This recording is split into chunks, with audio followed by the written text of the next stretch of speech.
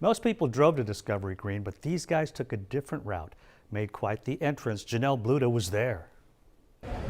Discovery Green came alive for Apollo 11 tonight, 50 years since the moon landing was celebrated with a landing of a different kind.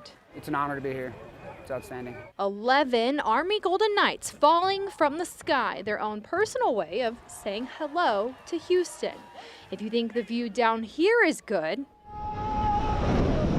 theirs was even better. The Knights began their Apollo 11 tour this morning, their first jump of the day at NASA. And we made two big round formations representing the Earth and the Moon, and then we sent one jumper from the Earth over to the Moon to land over there. So it was a pretty cool experience, very cool, a unique formation that we don't do very often. And what a day to land in Houston.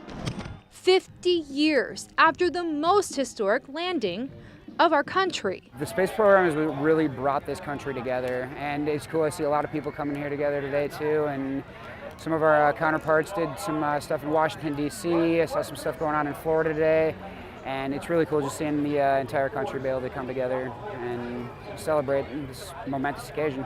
Standing for Houston, Janelle Bluta, KHOU 11 News.